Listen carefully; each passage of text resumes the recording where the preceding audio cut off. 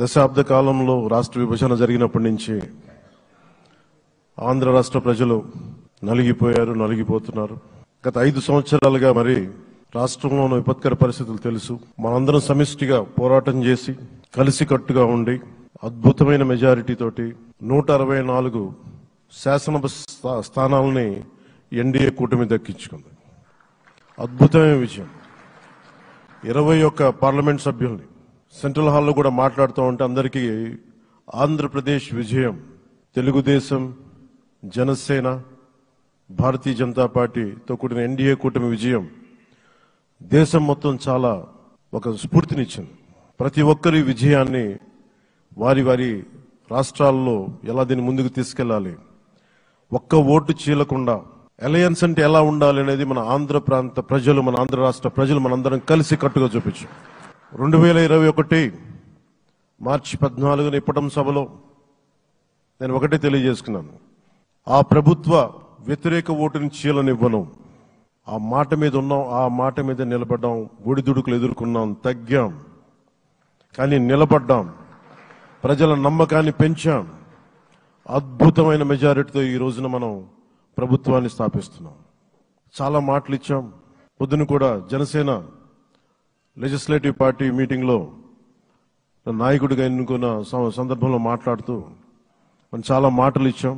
ఇది కక్ష సాధింపులకి సమయం కాదు, ఇది వ్యక్తిగత దూషణలకి సమయం కాదు. ఇది 5 కోట్ల మంది పైగా ప్రజలు మన మీద నమ్మకాన్ని పెట్టుకున్నారు. మన మీద మనందరం ఉమ్మడిగా, మనందరం సమిష్టిగా ఆంధ్రప్రదేశ్ ప్రజలు ఏ అభివృద్ధి అయితే కోరుకుంటున్నారో మనందరం సమిష్టిగా దీన్ని ముందుకు తీసుకెళ్లాలి, అభివృద్ధి పథంలో నడిపించాలి. విద్య, వైద్యం, ఉపాధి, సాగునీరు, తాగునీరు, లా అండ్ ఆర్డర్ ఇవన్నీ చెప్పొచ్చాం. మనం బలంగా నిలబడతామని.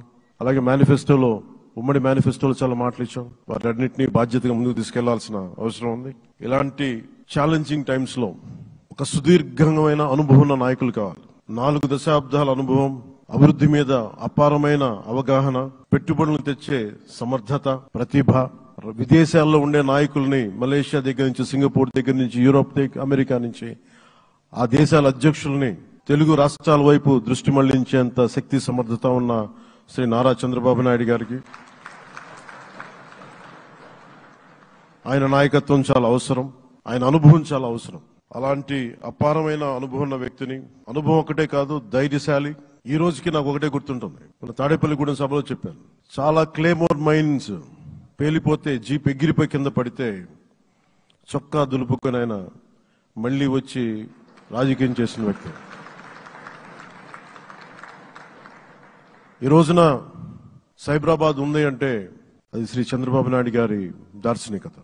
అలాంటి వ్యక్తి, ఆయన అనుభవం ఈ రోజున 2024 ఆంధ్రప్రదేశ్కి ఎన్డీఏ కూటమి తరపు నుంచి ముఖ్యమంత్రి అభ్యర్థిగా శ్రీ నారా చంద్రబాబు నాయుడు గారి పేరుని జనసేన పార్టీ పక్షాన నుంచి మేము బలపరుస్తున్నాం.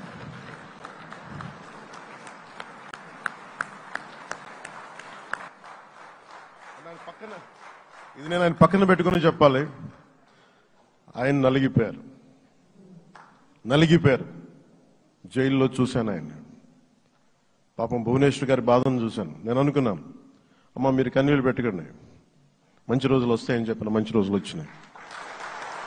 వారికి మనస్ఫూర్తిగా వారికి నా హృదయపూర్వక శుభాకాంక్షలు. మీరు అద్భుతమైన పాలన ఇవ్వాలి అందరికీ మనస్ఫూర్తిగా మీకు నేను తెలియజేసుకున్నాను సార్.